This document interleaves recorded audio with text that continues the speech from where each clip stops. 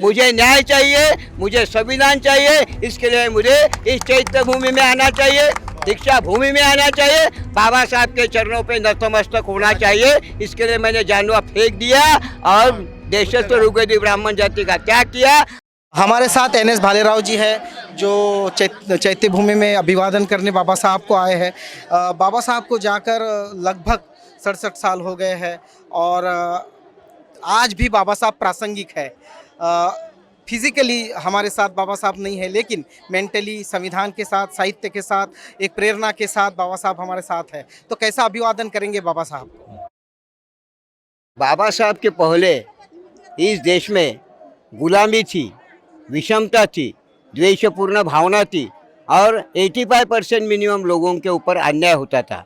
Doctor बाबा साहब अम्बेडकर जी 1300 साल में ऐसे युग प्रवर्तक महामानव पैदा हुए कि उन्होंने स्वातंत्र्य, समता, बंधुत्व, न्याय और विज्ञान निष्ठा इस पंचसूत्री के ऊपर भारत का संविधान बनाया।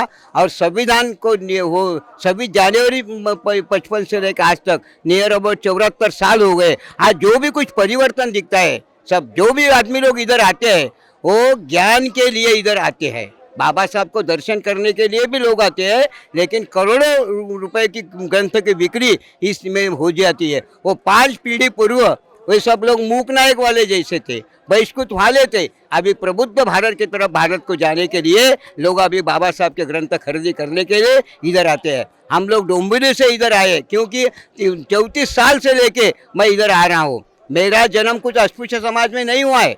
हिंदू धर्म के 100 करोड़ में से सबसे श्रेष्ठ देशस्थ ऋग्वेदी ब्राह्मण जाति में हुआ है। लेकिन बाबा साहब का संविधान और बुद्ध और उनका धर्म पढ़ने के बाद संविधान का जब भी संविधान के अपने को कुछ कलम जो है वो जब बुद्ध धम्म के ऊपर आधारित है तो मुझे भी बुद्ध धम्म स्वीकारना चाहिए। और 17 साल पहले मैंने बुद्ध धम्म की बाबा साहब से प्रेरणा लेकर दीक्षा ली और 34 साल से मैं एक चैत्य भूमि में आता हूँ, एक अम्बेडकर अनुयायी करके, एक छोटा सा भीम सैनिक करके और एक धम्म सेवक करके मैं आता हूँ। बुद्ध की विचारधारा इस देश में जब भी स्वीकृत हो जाएंगी, पूरा वर्ल्ड में स्वीकृत हो जाएंगी, तो युद्ध किधर भी नहीं होगा। युद्ध नहीं चाहते हो तो बुद्ध की जरूरत है और ये मैसेज बाबा साहब ने पूरा वर्ल्ड को दिया है। इसके लिए हर साल हम इधर ग्रंथ खरीदी करने के लिए आते हैं। जय भीम, जय बुद्ध, जय भारत। भालेराव जी, जैसे आपने कहा कि आपका जो जन्म है हाँ। वो उच्च कुलीन समाज में हुआ, हिंदू हाँ। समाज में हुआ। हाँ। बाबा साहब ने कहा था कि मैं हिंदू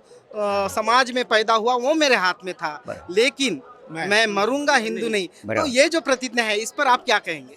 नहीं, बराबर है बाबा साहब का। 13 अक्टूबर 1935 में बाबा साहब का भाषण में बाबा साहब ने 1920 से लेकर 1935 तक 15 साल रह के हिंदू धर्म में कुछ सुधारना होती है क्या, इसके बारे में सोचा। ऐसी बात नहीं है, लेकिन सब बाबा साहब राम के दर्शन के लिए नहीं जाते थे।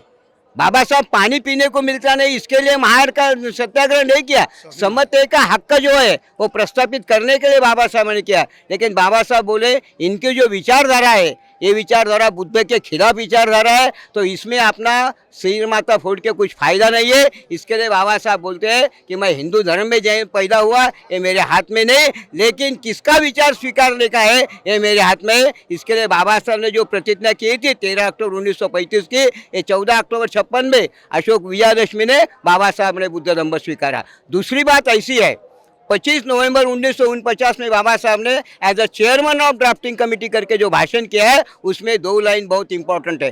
बाबा साहब बोलता है 2 महीने के बाद भारत का संविधान पूरा देश को लागू हो जाएगा। हम सब लोग विसंगति ने युक्त जीवन में प्रवेश करने वाले हैं, जिसका मतलब संविधान में स्वातंत्र्य है लेकिन कोई जाति और धर्म तुमको स्वातंत्र्य देता नहीं। संविधान में समता है लेकिन सभी धर्म विषमता पढ़ाती है। संविधान में बंधुत्व है लेकिन धर्म में जब भी ब्राह्मण, क्षत्रिय, वैश्य, शूद्र और बाकी के सब भेदाभेद है, इसमें बंधुत्व पैदा नहीं होता है। धर्म तुम्हारे ऊपर अन्याय ही करता है, सब पूरा ऊपर मुठभर लोगों को न्याय मिलता होगा लेकिन 99% लोगों को अन्याय होता है। तो ये विचारधारा छोड़ विसंगति है सब पूरा। ये सुसंगत होने के लिए बाबा साहब ने बुद्ध और उनका धम्म ग्रंथ लिखा है, दी बुद्ध एंड धम्म ग्रंथ और दी कॉन्स्टिट्यूशन ऑफ इंडिया। एक नाणे का 2 बाजू है सब पूरा। इसके लिए बाबा साहब ने किसी धर्म के ऊपर घृणा करके नहीं है। भारत का संविधान जब भी हमने स्वीकारा है और संविधान में जो स्वातंत्र्य है, समता है, बंधुत्व है, न्याय है और वैज्ञानिक दृष्टिकोण है, ये जीवित जितने भी जीवन मूल्य है ये बुद्ध और उनके धम्म में उन्होंने सब लिखी है। इसके लिए उन्होंने बुद्ध धम्म का स्वीकार किया है। यदि संविधान अपने को आर्थिक न्याय देना चाहता है, सामाजिक न्याय देना चाहता है, शैक्षणिक न्याय देना चाहता है, धार्मिक न्याय देना चाहता है, सांस्कृतिक न्याय देना चाहता है और राजनैतिक न्याय भी देना चाहता है, लेकिन उसके लिए हमारा वैयक्तिक सब जीवन जो है वो बुद्ध के अनुसार होगा, तभी तुमको न्याय मिलेगा। जब तक तुम बाबा साहब 14 अक्टूबर 56 के अशोक विजयदशमी के दिन 22 प्रतिज्ञा से लेकर बुद्ध वंदना तीसर पंचशील के बाबा साहब स्वीकारते नहीं और बाबा साहब को एज अ बुद्धिस्ट करके तुम फॉलो करते नहीं, तब तक इस देश में न्याय मिलने वाला नहीं है। मुझे न्याय चाहिए, मुझे संविधान चाहिए, इसके लिए मुझे इस चैत्य भूमि में आना चाहिए, दीक्षा भूमि में आना चाहिए, बाबा साहब के चरणों पे नतमस्तक होना चाहिए। इसके लिए मैंने जानवा फेंक दिया और देशस्थ रुगदी ब्राह्मण जाति का त्याग किया और 10,000 लोगों के सामने, ये प्राध्यापक शुक्राचार्य गायकवाड़ सर है, ये आनंद मोदी सर है, ये मेरे सामने थे। मैंने बुद्ध धम्म की दीक्षा डॉक्टर बाबा साहब अम्बेडकर ने जिस भिक्खु के चुना था, भजंत का प्रज्ञानंद महास्तवीर, वो सबसे छोटे थे 20 साल के, वो 50 साल के बाद 80 साल हो गए, उन्होंने मुझे बुद्ध धम्म की दीक्षा दी और उस दोनों ही दिन मैं धम्म पीठ पे कुछ बात करने के लिए मैं खड़ा रहता था।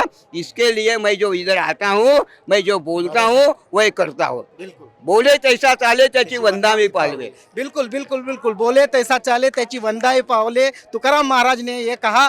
और एक उच्च कुलीन ब्राह्मण समाज में पैदा होकर भी बुद्ध धम्म संघ इनको नतमस्तक हुए, क्योंकि बुद्ध में धम्म में समता है, स्वतंत्र है, बंधुता, न्याय है। दुनिया के किसी भी धर्म में इस तरह की न्याय की भावना, समता की भावना नहीं है। इसलिए हम उनका तहे दिल से स्वागत करते हैं। भालेराव साहब का हम आदर्श लेते हैं, दुनिया को आदर्श दिखाना चाहते हैं। ये अगर दुनिया में युद्ध नहीं चाहिए तो केवल बुद्ध चाहिए। आप सीधा प्रसारण देख रहे हैं चैत्य भूमि शिवाजी पार्क से, मुंबई से, आवाज़ इंडिया टीवी पर।